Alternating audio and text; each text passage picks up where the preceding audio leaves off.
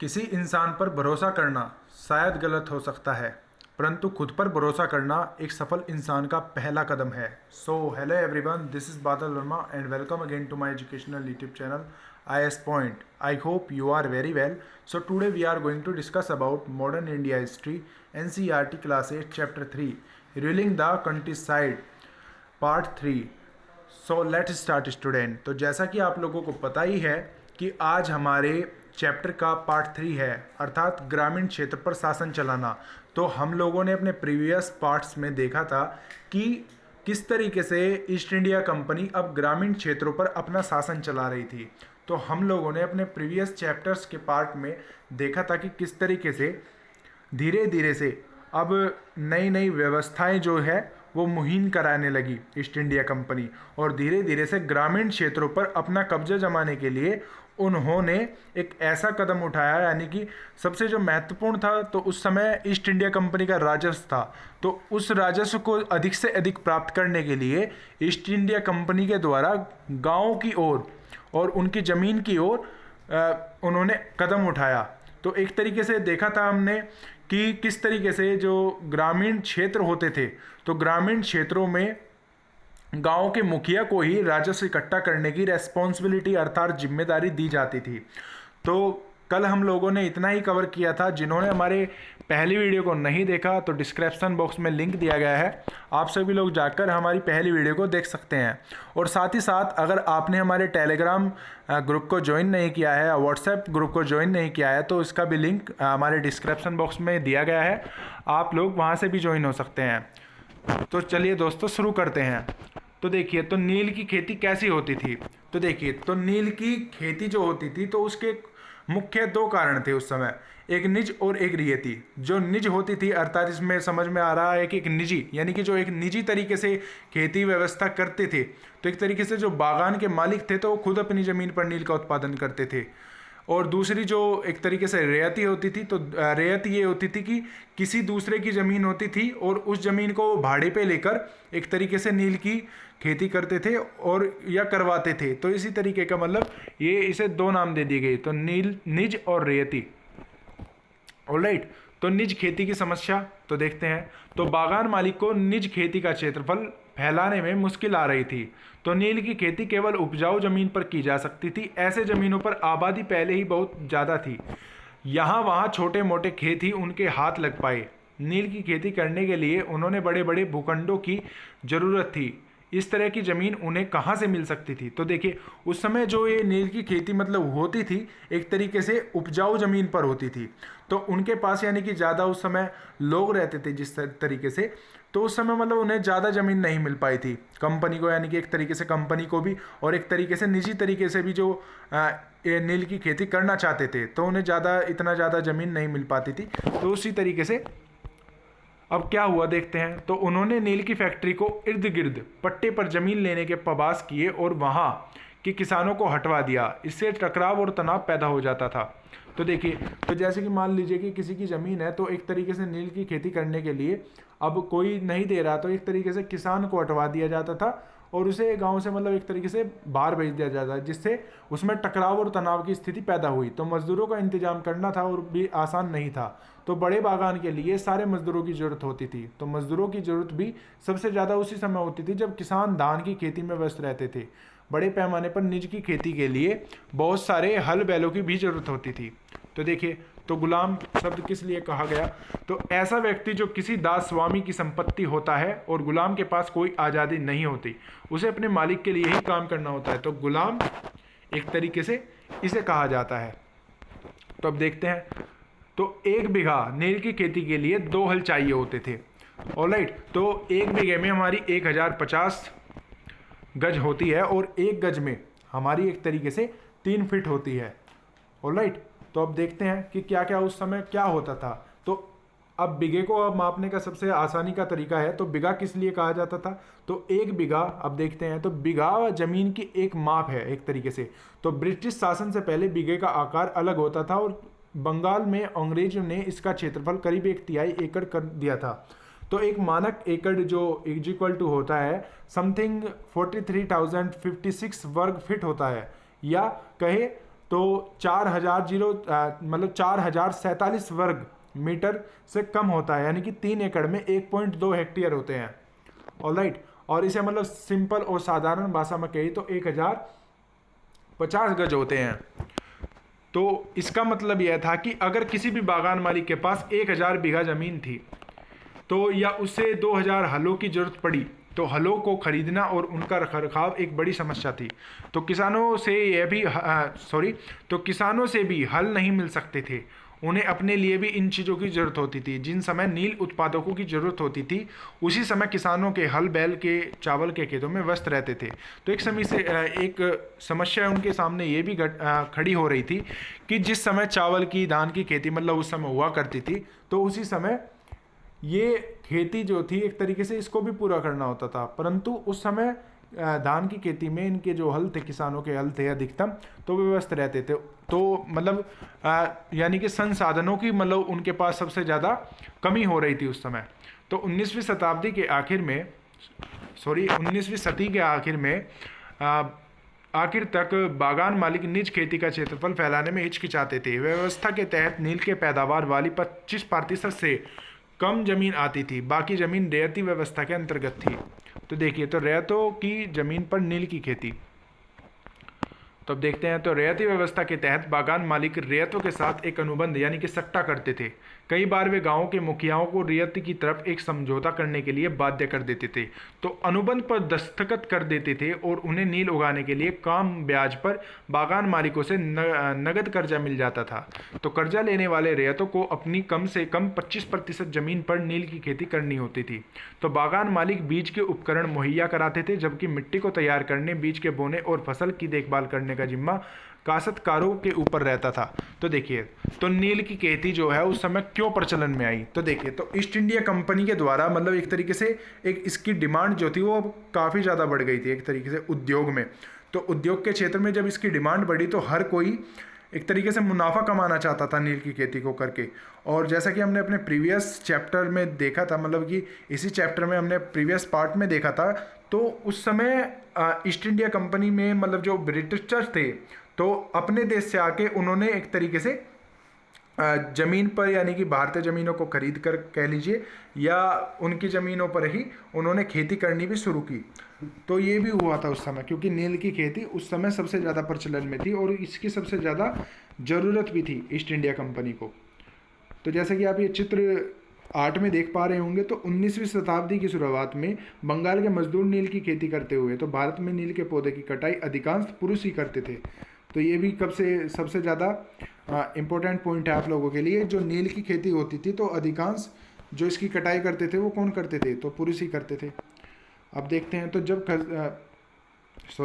जब कटाई के बाद फसल बागान मालिकों को सौंप दी जाती थी तो रैयत को नया कर्जा मिल जाता था और वही चक्र दोबारा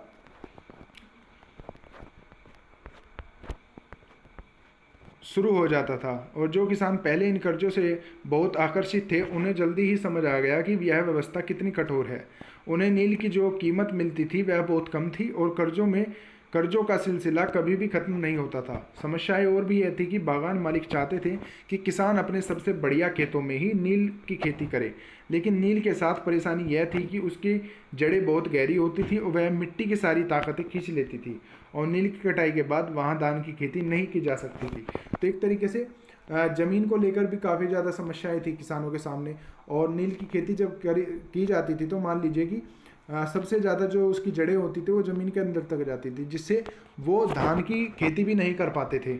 तो जैसे कि आज वर्तमान समय में आप देख पाते हैं कि अलग अलग सीजन में अलग अलग ज़मीन मतलब एक ही ज़मीन पर अलग अलग सीजन में कभी गेहूँ उगाया जाता है, कभी सरसों उगाई जाती है और कई तरीके की मतलब फसलों को उगाया जाता है। परंतु उस समय ऐसा नहीं था। अगर एक बार आपने नील की खेती को उगा दिया तो उस समय आप मतलब कोई अन्य खेती उस पर नहीं, यानी कि अन्य फसल को नहीं उपजा सकते थे। तो ये सबसे बड़ी जो समस्या थी वो किसानों के सामने थी। अब देखते हैं, चित्रों के द्वारा समझने की थोड़ा कोशिश करते हैं। तो चित्र 9 में खेतों से फैक्ट्री में ले जा रहे नील के पौधे को गठकर ग्रामीण क्षेत्र पर शासन चलाना। तो देखिए, तो ये गठकर आप देख ही पा रहे होंगे, जो नील की खेती यानी कि इकट्ठा करके गठकर उन्हें कहते हैं कि किसी फसल को इकट्ठा करके जब कि मतलब समेट लिया जाता है तो उसे गट्ठर या गठकर कहा जाता है। या गट्ठर इसे कह लीजिए। ऑलराइट, तो अब देखिए तो नील का उत्पादन कैसे होता था। तो नील का उत्पादन की एक तरीके से ये फैक्ट्री है। तो फैक्ट्री में वेटर मॉट ये आप देख ही पा रहे होंगे। तो किण्वन हौद एक तरीके से, और ये चित्र 10 में आप देख ही पा रहे होंगे कि नील की खेती के पास स्थित नील का एक कारखाना विलियम सिस्मन का एक चित्र है, 1863 में बनाया गया है।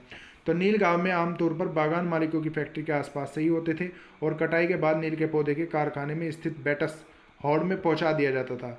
रंग बनाने के लिए 3 से 4 कुंडों की जरूरत पड़ती थी। प्रत्येक हौड़ का अलग काम था। नील के पौधों से पत्तियों को तोड़कर पहले एक कुंड में गर्म पानी में कई घंटों तक डुबाया जाता था और इस हौड़ में किण्वन या स्टीफर कुंड कहा जाता था।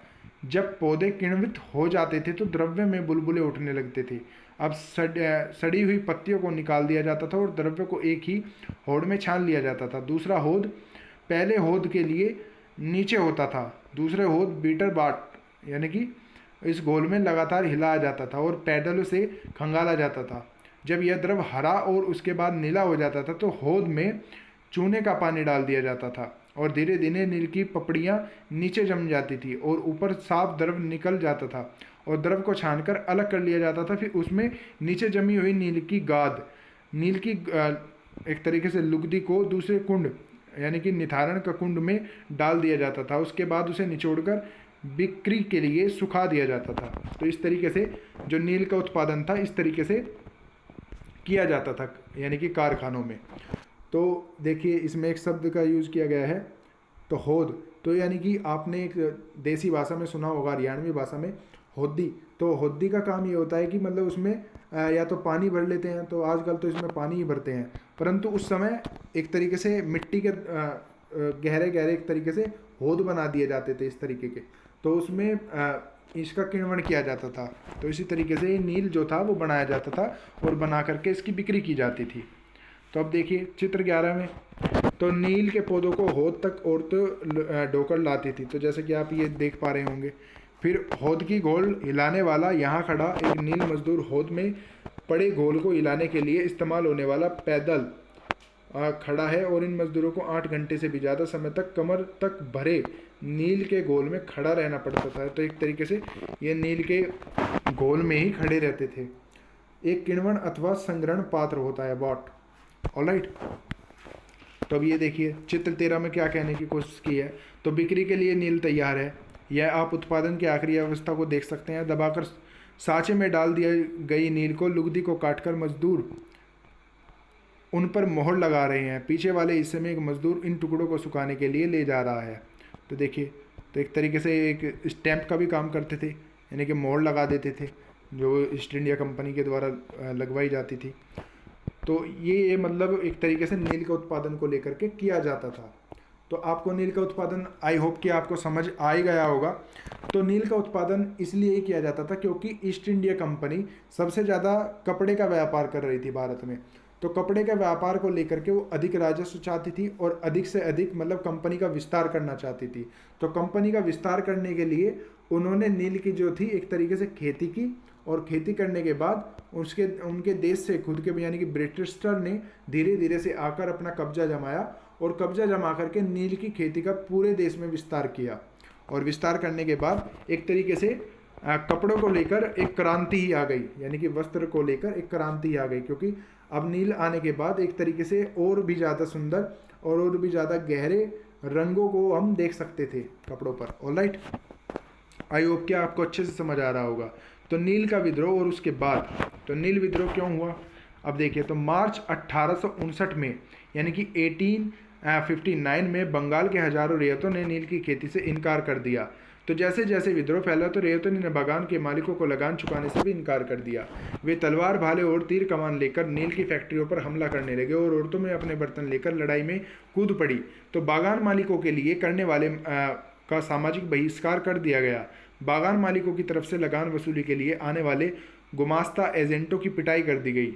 तो उन्हें गुमास्ता कहा जाता था, अर्थात एजेंट जिन्हें हम कहते हैं।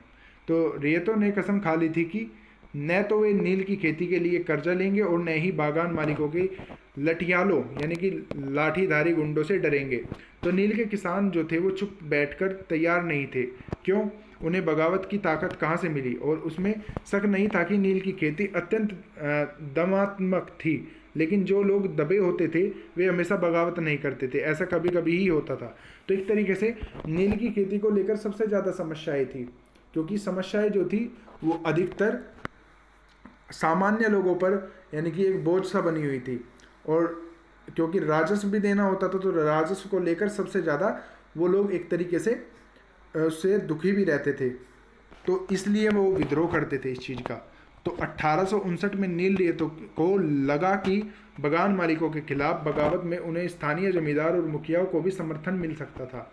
और बहुत सारे गांवों में जिन मुखियाओं ने नील के अनुबंधों पर जबरन दस्तखत कराए थे, उन्होंने ही नील किसानों को इकट्ठा किया और लठियालों के साथ आमने सामने लड़ाई जो थी वो लड़ी। कई स्थानों पर रियायतों को बगावत के लिए उकसाते हुए खुद जमींदार गांव-गांव घूमने लगे, और जो जमींदार थे इस बात से परेशान थे कि तो बागान मालिकों की ताकत उस समय बढ़ती जा रही थी, और बागान के मालिक जबरन लंबे समय के लिए उनसे ज़मीन ले लेते थे। तो देखिए, तो उस समय किसानों पर सबसे ज़्यादा क्या समस्या थी, तो जो लठियाले थे यानी कि गुंडे, एक तरीके से कह देते हैं कि गुंडे, और जो एजेंट थे यानी कि ईस्ट इंडिया कंपनी के, तो ईस्ट इंडिया कंपनी में सबसे जो ज़्यादा थी, मतलब एक तरीके से तानाशाही अब जो थी वो चल रही थी। वो उनसे सिग्नेचर करा लिया करते थे स्टैम्प पेपर पर, यानी कि उस समय स्टैम्प कहा जाता था, उसे स्टैम्प पेपर पर सिग्नेचर करा लिया करते थे।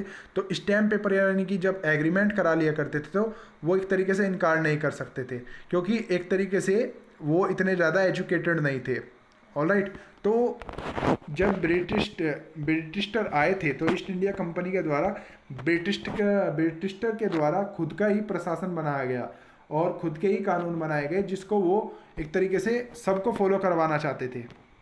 तो यही समस्याएं सब नील के विद्रोह में भी हमें देखने को मिली। तो नील के किसानों को भी यह लग रहा था कि अंग्रेजी सरकार के संघर्ष भी उनका साथ देगी। 1857 की बगावत के बाद ब्रिटिश गवर्नमेंट ने एक और व्यापक विद्रोह के खतरे में डरी हुई थी। जब नील की खेती वालों को जिलों में एक ही बगावत खबर फैली, तो लेफ्टिनेंट गवर्नर 1859 की सदियों में इलाकों को दौरा किया। रैयतों को लगा कि सरकार उनकी दुर्दशा से परेशान है।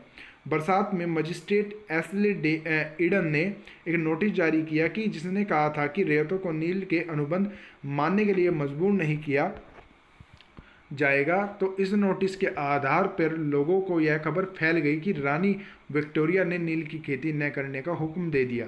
तो एक तरीके से ईस्ट इंडिया कंपनी और ब्रिटिस्टर यानी कि ब्रिटिश गवर्नमेंट के द्वारा नोटिस जारी की गए। तो ईडन किसानों को शांत करने के लिए और विस्फोटक स्थितियों को नियंत्रित करने के लिए कोशिश कर रहे थे, तो उसकी कार्रवाई को किसानों ने अपने विद्रोह का समर्थन मान लिया। जैसे जैसे विद्रोह फैला और कोलकाता के पढ़े लिखे लोग भी नील जिलों की ओर चल पड़े, तो उन्होंने रियायतों की दुर्दशा, बागान मालिकों की जोर जबरदस्ती और अत्याचारों नील व्यवस्था के बारे में लिखा। तो इस बगावत से परेशान होकर सरकार को बागान मालिकों की रक्षा के लिए सेना बुलवानी पड़ी। नील उत्पादन व्यवस्था की जांच करने के लिए एक नील आयोग भी बनाया गया था उस समय, और इस आयोग के बागान मालिकों की दोषी पाया जाता था, जो जोर जबरदस्ती के लिए उनकी आलोचना की। तो आयोग ने कहा कि नील की खेती रैयतों के लिए फायदे का सौदा नहीं है। आयोग ने रैयतों से कहा कि वे मौजूदा अनुबंधों की पूरा करे, और लेकिन आगे से वह चाहे तो नील की खेती बंद कर सकते हैं। तो इस बगावत के बाद बागानों का नील का उत्पादन धराशायी हो गया, और उसके बाद बागान मालिक बिहार पर ध्यान देने लगे, और 19वीं शताब्दी में आखिर में कृत्रिम रंगों का निर्माण होने लगा था। इसमें उनका व्यवसाय भी बुरी तरह प्रभावित हुआ, और फिर से वे उत्पादन फैलाने में असफल रहे। तब महात्मा गांधी दक्षिण अफ्रीका से लौटे, तो बिहार के एक किसान ने उन्हें चंपारण आकर नील किसानों की दुर्दशा देखने का न्योता दिया। 1917 में महात्मा गांधी का यह दौरा नील बागान मालिकों के खिलाफ चंपारण आंदोलन की शुरुआत की। तो देखिए, इसमें हमारे पास 3 क्वेश्चन इंपॉर्टेंट बनते हैं। तो पहला, तो 1917 में क्या हुआ था? तो देखिए, 1917 की घटना से हमें क्या पता चलता है, जब महात्मा गांधी आए थे, यानी कि नील का जो दौरा चल रहा था उस समय, जो नील बागान मालिकों के खिलाफ था, तो उसे क्या कहा गया था? तो चंपारण आंदोलन कहा गया था। तो चंपारण आंदोलन किससे संबंधित है? वो नील के विद्रोह से लेकर संबंधित है। ऑलराइट, और इसमें आपके लिए काफ़ी इंपॉर्टेंट ये भी क्वेश्चन है कि 1859 की में एक तरीके से मजिस्ट्रेट कौन था, और उस समय क्या क्या कुछ हुए थे? तो 1857 में क्या हुआ, 1859 में क्या हुआ, तो ये सभी चीज़ें आपको मतलब डेट पूरी तरीके से याद भी करनी है।